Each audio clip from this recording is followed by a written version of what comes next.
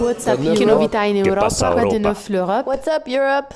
Bonjour à toutes et à tous, bienvenue dans ce nouveau rendez-vous proposé par la rédaction de Café Babel What's Up Europe. À l'approche des élections européennes le 26 mai prochain, nous avons décidé de parler d'Europe. Ça tombe bien à travers des sujets qui ne feront pas forcément l'actualité ou la une des journaux et qui sont pourtant essentiels pour l'avenir de l'Europe. Le premier d'entre eux qui va nous intéresser pendant la prochaine demi-heure, c'est l'égalité entre les femmes et les hommes. Vaste sujet, difficile parfois à définir et tenace. En 2019, la problématique ne paraît plus si primordiale dans nos sociétés européennes, dans certains pays du vieux continent. Une impression de retour en arrière est en train de s'imposer. Le droit à l'avortement est par exemple remis en cause. Les politiques publiques sont pointées du doigt et même dans les pays de la vieille Europe historique, la chose tourne au ralenti depuis quelques années.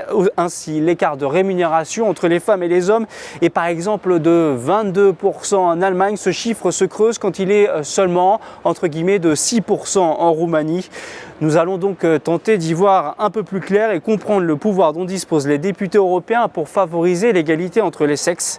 Nous sommes d'ailleurs en plein cœur de ce Parlement à Strasbourg pour enregistrer cette émission avec trois invités pour m'accompagner. Christine Revaud-Dallon-Bonnefoy, bonjour. Bonjour. Vous êtes eurodéputée socialiste, présidente de la délégation socialiste française ici au Parlement, très investie sur cette problématique et particulièrement sur les violences faites aux femmes. On va en parler plus tard.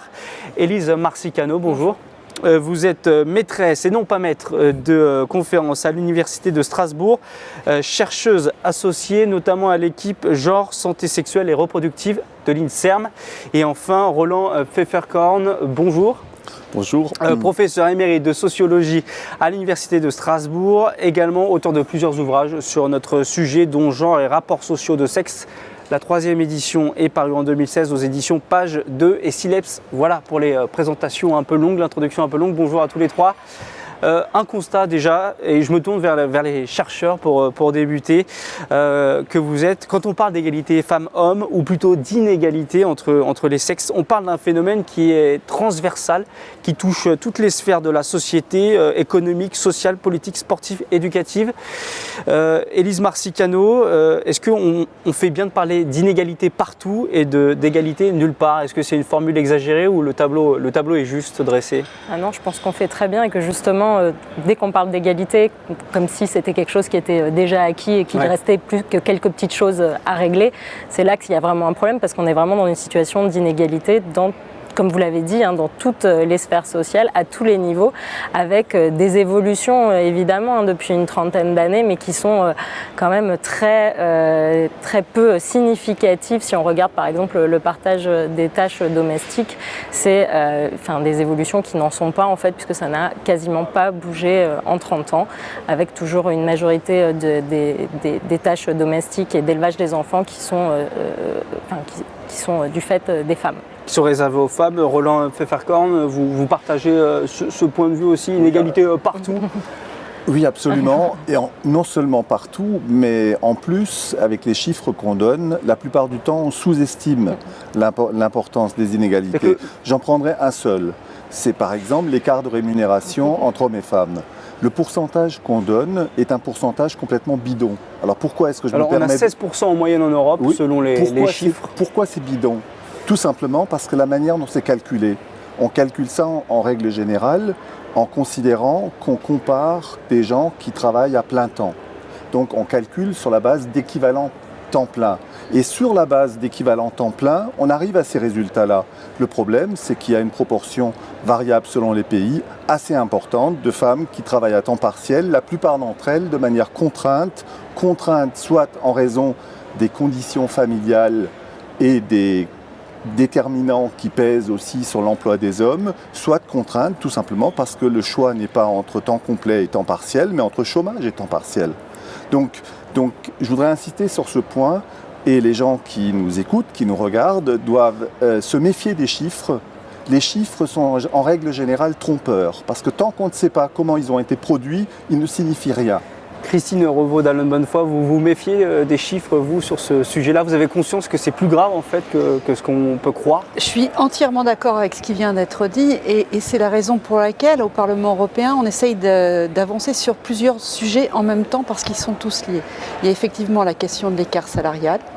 Il y a la question du type de contrat de travail et qui a quel type de contrat de travail. Et puis, il y a, d'une façon globale, comment la vie de famille s'organise et comment, dans les sociétés, on considère normal qu'une femme ait un congé maternité, mais on n'accompagne pas de façon égale les pères pour prendre des congés paternité et considérer, comme ce qui se fait dans des pays scandinaves notamment, mais qu'il faut absolument faire étendre partout en Europe, que le congé paternité est quelque chose qui doit être correctement indemnisé pour qu'il puisse y avoir des temps de travail et des temps de pause pour s'occuper de son enfant, pour une femme comme pour un homme. Et à partir de là, on regardera différemment aussi les conditions salariales et les conditions de travail des femmes. Et peut-être qu'on avancera sur un sujet qui est indispensable, c'est quand on entend les tâches domestiques sont réservées aux femmes, les questions de l'éducation des enfants, c'est réservé aux femmes. Ouais. Rien n'est réservé aux femmes, hein. C'est réservé aux deux parents. Et normalement, pour arriver à l'égalité dans le monde du travail, il faut qu'on puisse poser les bases identiques partout. Et en tout cas, sur cette égalité de vie de travail et de vie privée avec ces congés paternité, on a eu une très belle avancée au Parlement européen. Oui, une directive qui a été votée et qui a été récemment, confirmée par le Conseil, donc ça avance. Et trop lentement, mais ça avance. Puisqu'on est ici au Parlement européen, un regard peut-être aussi politique. Ici, il y a 36% de femmes qui sont députés européens, on va dire. Est-ce que c'est difficile ici de se faire une place encore en 2019? Est-ce que vous avez le droit vous-même, parce que vous avez un rôle quand même important ici au sein du Parlement, en tout cas au sein de la délégation française, est-ce qu'il y a des remarques? Est-ce que vous sentez que pour une femme, c'est plus dur que pour un homme politique? Franchement, au Parlement européen, je trouve qu'on est plus avancé qu'à l'Assemblée nationale et au Sénat. Et clairement, parce que justement, on bénéficie aussi du regard et puis du côté très volontaire de nos collègues suédois, danois, qui sont beaucoup plus en avance que nous sur ces questions-là. Ça permet de rééquilibrer les choses. Et quand vous regardez les postes à responsabilité au Parlement européen, bon, on n'a toujours pas de président, hein, ni du Parlement, ni de la Commission, ni du Conseil. Il y a 2 femmes seulement qui sont présidentes, par exemple, de groupes politiques. On a des vice-présidentes, voilà, ça commence à venir. Et après, quand vous allez dans le cœur des dossiers, commission par commission, regardez qui sont les parlementaires qui font le gros du travail. Généralement, ce sont des femmes.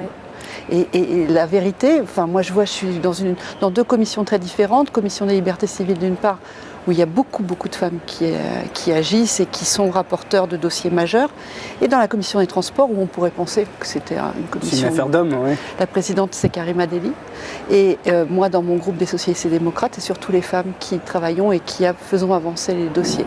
Donc ça, c'est quelque chose qu'on voit au Parlement européen, et ce serait bien qu'on le voit ailleurs. Le Parlement européen, en tant qu'exemple, vous souhaitiez réagir? Je voudrais réagir en fait à cette remarque, c'est tout à fait juste. Il y a des chercheurs du laboratoire auquel je suis rattachée à Strasbourg qui ont travaillé particulièrement sur le Parlement européen et sur la division genrée des tâches, et c'est tout à fait intéressant de constater qu'effectivement il y a plus d'hommes au poste à responsabilité, mais que si on regarde le détail de qui fait le travail, ce sont les femmes. Alors je ne sais pas en fait si on doit vraiment s'en réjouir, parce que en fait c'est un peu toujours le cas, c'est toujours les femmes qui font le travail, et puis qui récupèrent ensuite les lauriers, ce sont les hommes. Donc bien sûr c'est une bonne nouvelle, et en même temps ça rappelle quand même des choses qu'on est habitué à observer, les femmes qui sont plus scolaires, qui travaillent mieux à l'école, qui participent à la production, mais au moment voilà, sont un peu moins là. Donc c'est à la fois une bonne nouvelle, mais il faut aussi un peu s'en méfier, je pense.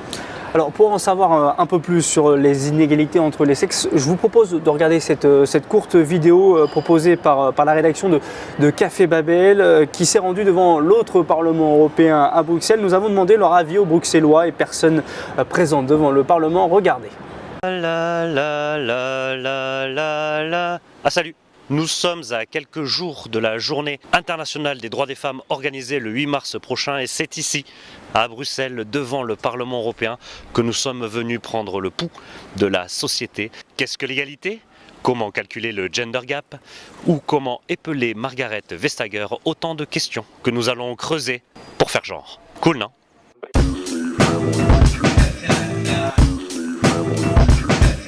Est-ce que tu penses qu'on ne naît pas femme mais qu'on le devient? Ça, c'est une bonne question. Je n'ai pas compris. How do you measure the gender gap? Is it like this? Like a tiny one? Is it an average or is it a big one? Like really big? Big valley. Like the gender gap. Yeah. You stand on each top, looking over, and then you jump. N'est pas fin. Né.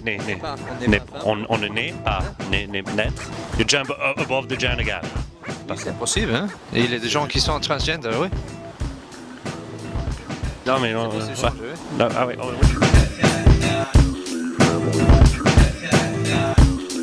Le nom d'une femme qui a été présidente de la Commission européenne. Non. Normal, il n'y en a pas eu. Est-ce que pour vous, il est plutôt comme ça? Oui. Comme ça ou comme ça? How do you spell Margaret Vestager? The 8th of March. Okay. Did you know about the International Day of Women? Well, I heard about the day, but I haven't. That's bad. I'm so sorry. W-E-S-T-R-E-R-G-E-R-M. Est-ce qu'on est femme ou on le devient? Perché per le donne è più difficile unirsi e parlare dei propri diritti. Prima mi chiedevi se... Une femme n'a toujours pas les mêmes droits qu'un homme, même si non, tout le monde c'est le cas, mais en fait c'est pas le cas en fait. Si on dit le rugby féminin c'est les soldes, c'est moyen. J'aurais pas pensé à une chose comme ça. And if you just take averages over all job, you're at around 21%. Moi comme ça. Comme ça. Here? No, not here. Yeah. Okay, here.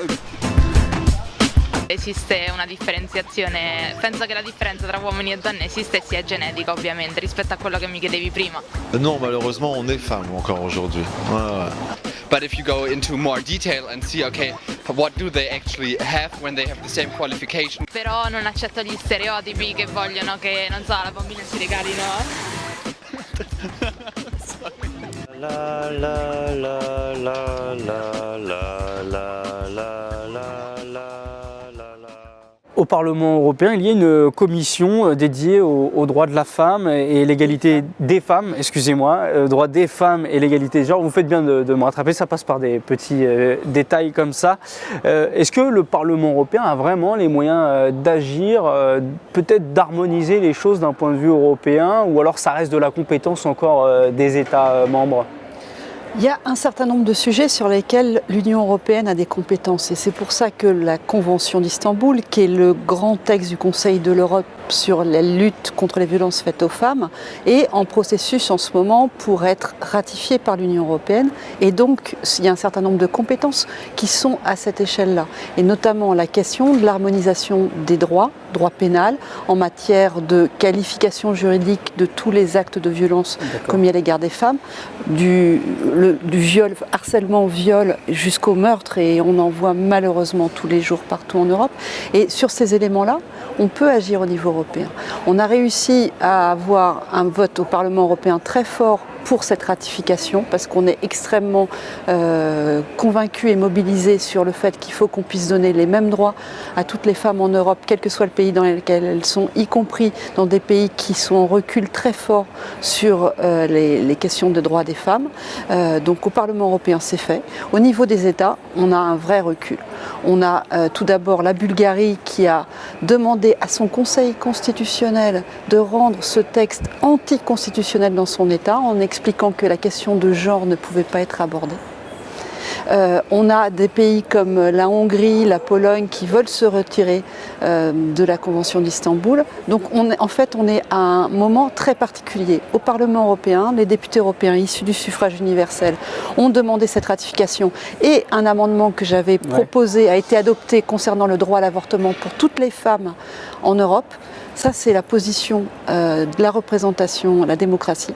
Et de l'autre côté, des gouvernements qui sont dits maintenant illibéraux au sens où ils ne respectent plus les libertés individuelles, qui sont en recul total. Donc, c'est une situation très mitigée où finalement on a une utilisation des droits des femmes pour revenir en arrière sur plein de domaines et qui ne concernent pas que les droits des femmes. Est-ce que Roland Pfefferkorn, vous êtes d'accord aussi avec ce point de vue, avec ce recul dans certains pays et États membres? Est-ce que c'est ce que vous constatez aussi vous en tant que spécialiste? Si vous voulez, moi ce que je déplore, c'est plutôt le fait qu'on avance si peu, et dans certains domaines pas du tout, depuis la fin des années 70. Quand on pense par exemple à certaines revendications élémentaires. Et ça partout dans l'Europe selon vous? Quand on pense à certaines revendications élémentaires du mouvement des femmes, je prendrai un exemple très simple où la solution elle est sur la table immédiatement, et ça peut être réglé immédiatement, qui n'est toujours pas réglé. Prenez les pensions alimentaires impayées pour les femmes. À peu près 30 à 40% des hommes sont en retard ou ne payent pas les pensions alimentaires. Quand est-ce qu'on crée une institution publique qui récolte ces pensions alimentaires et qui les verse à toutes les femmes qui ont droit? Ça permettrait d'éviter ces conflits incessants entre les mauvais payeurs et celles qui subissent la situation et les enfants qui sont en général avec elles.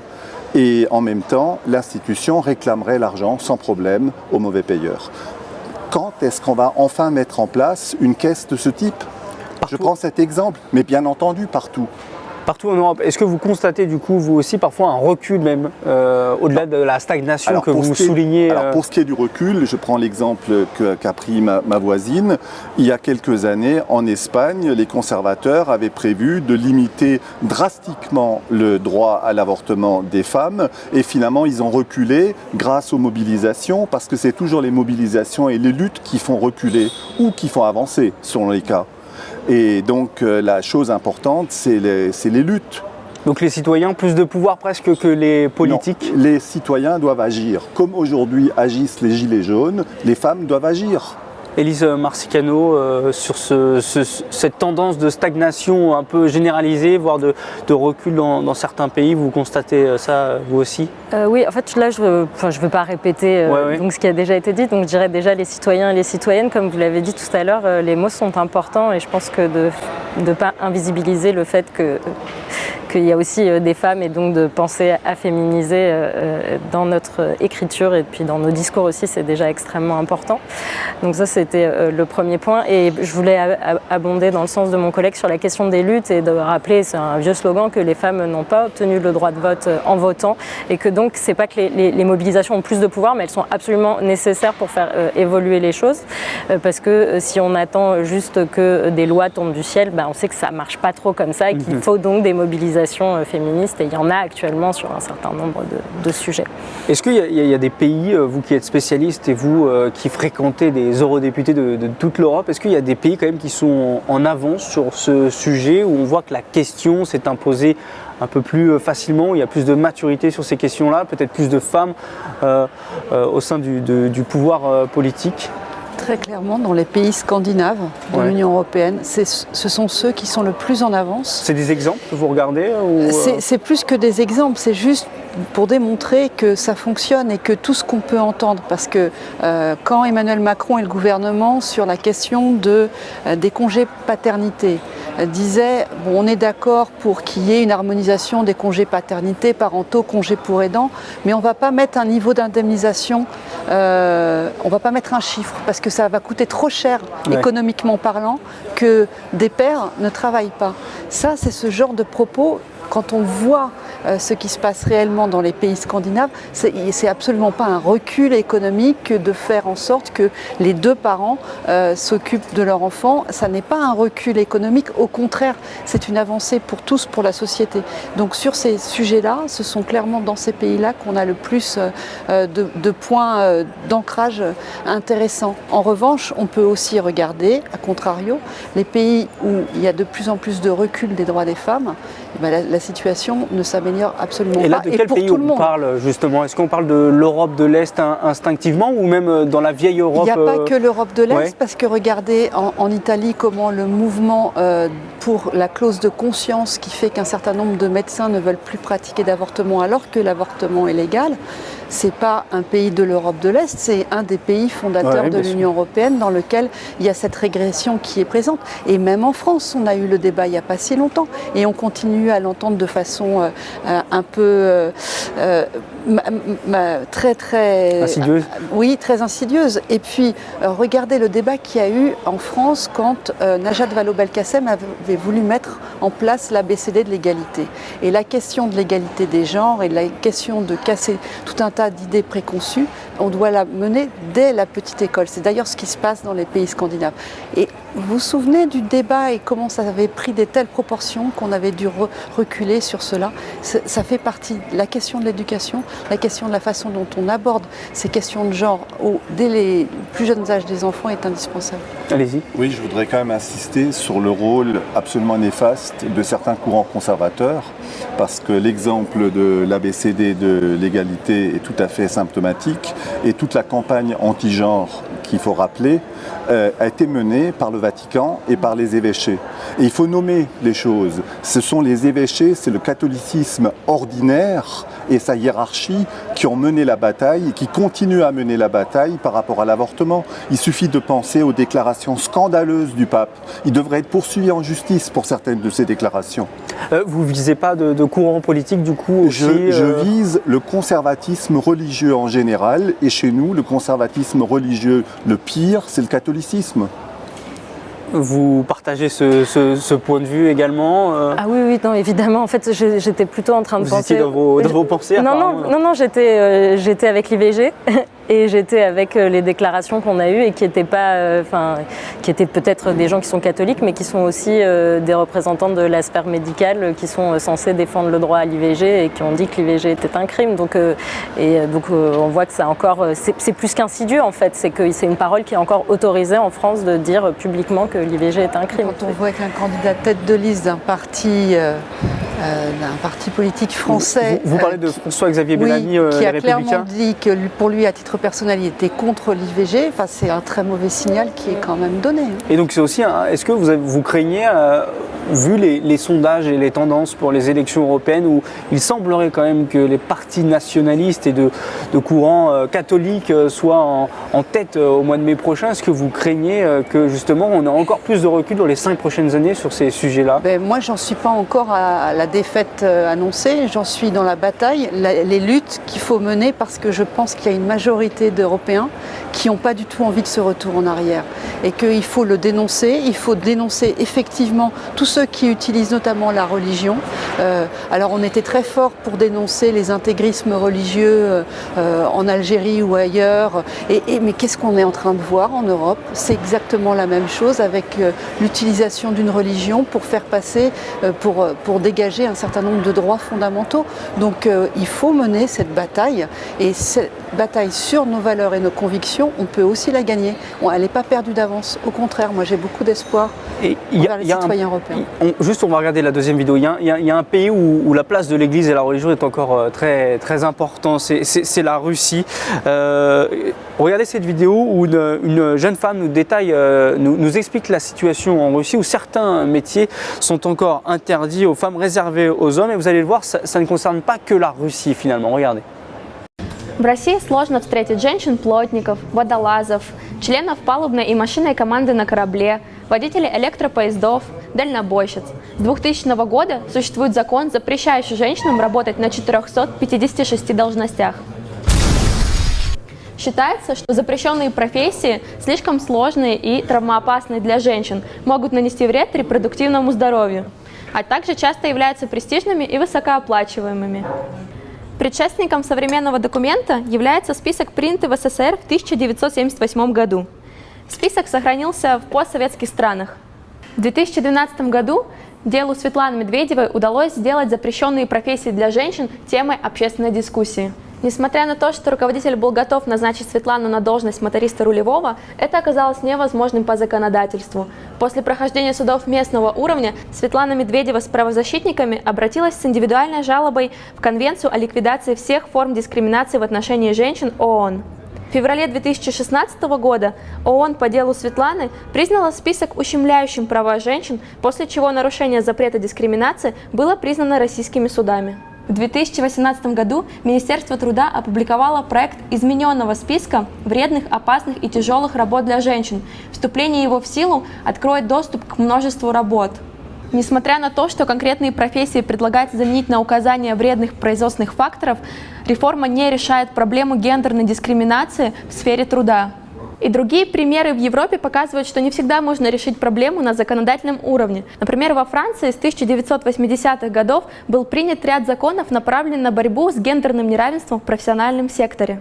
Но исследования Fondation des Femmes показали, что женщины на 22% реже, чем мужчины, могут получить работу, которая считается мужской, например, водителя, механика или садовника. С другой стороны, 97,7% домашних помощников в стране – женщины. Что нам нужно, чтобы понять, что профессия не имеет пола?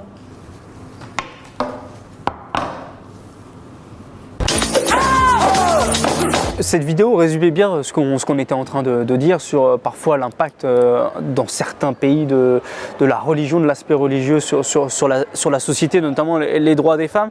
Si on essaye de mettre un peu d'optimisme dans tout ça, quel est le meilleur levier aujourd'hui pour jouer là-dessus? Est-ce que c'est passer par la loi, des lois plus restrictives dans certains domaines, ou est-ce que c'est par l'éducation dès le plus jeune âge? Comment on pourrait faire changer les choses selon vous plus ou moins rapidement et efficacement?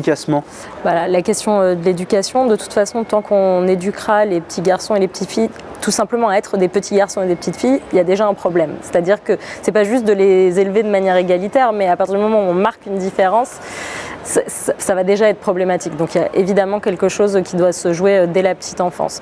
Après, à un autre niveau, alors je vais complètement ailleurs, le financement des associations féministes. Alors je prends le cas de la France, certaines associations féministes qui se sont vues couper drastiquement leurs subventions, ça ne va pas nous aider clairement, hein, les associations contre les violences faites aux femmes au travail, ou contre les associations féministes contre le viol, collectifs féministes contre le viol. Voilà, si on fait des discours, des beaux discours, et puis qu'après on coupe les subventions aux associations féministes, bah Est-ce que ça passe aussi par plus de lois? Par exemple sur la parité, on l'a vu dans les élections récentes, maintenant on est obligé d'avoir une liste totalement paritaire. Est-ce que c'est des choses efficaces ça? Ou alors finalement passer par la loi c'est un peu... Bien entendu qu'il faut passer, mais ce que ma collègue vient de dire est très important.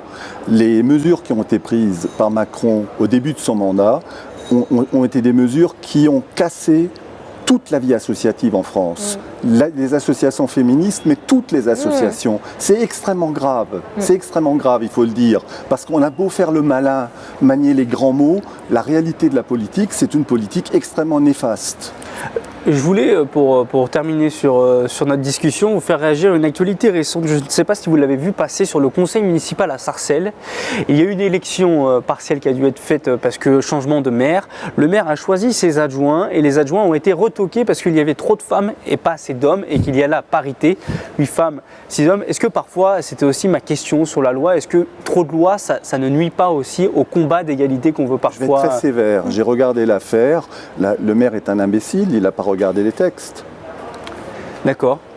Et vous, votre avis sur ce conseil municipal où il y avait 8 femmes et 6 hommes et donc finalement la justice a retoqué parce qu'il fallait 7 hommes et 7 femmes. Il y a un texte, il fallait qu'il l'applique. Pour le coup, mais comme quoi les textes sont parfois un peu contraignant s'il y a plus de femmes que d'hommes? Est-ce que c'est un problème? Non, parce que justement c'est une vision très symétrique de l'égalité et que le fait qu'il y ait plus de femmes que d'hommes, ça n'implique absolument pas les mêmes choses que le fait qu'il y ait plus d'hommes que de femmes. Donc pas pour dire qu'il faut qu'il y ait plus de femmes partout, mais que le fait que dans une situation il y ait plus de femmes que d'hommes et de dire que c'est problématique à cause de la parité, c'est quand même une vaste blague en fait, parce que c'est pas symétrique en fait, parce que partout il y a plus d'hommes dans les endroits de pouvoir. Donc le fait qu'ils aient été retoqués, enfin moi je trouve ça assez navrant en fait. Oui, mais c'est navrant à tous les niveaux. Vous pointez la responsabilité. Je ne suis pas en désaccord avec ce qu'a dit ma collègue. Vous pointez la responsabilité du maire, mais c'est aussi de la loi quelque part. C'est la loi qui est un peu limitative. Le problème, c'est qu'il y a un texte qui n'a pas été appliqué et donc évidemment, il se fait retoquer. C'est tout. mais c'est effectivement dérisoire. Merci à tous les deux d'être venus sur ce plateau du Parlement européen pour répondre à toutes ces questions, nous éclaircir sur ces questions d'égalité entre les femmes et les hommes en Europe notamment. Merci aussi à Christine Revaud d'Allonne Bonnefoy d'avoir participé à cette émission.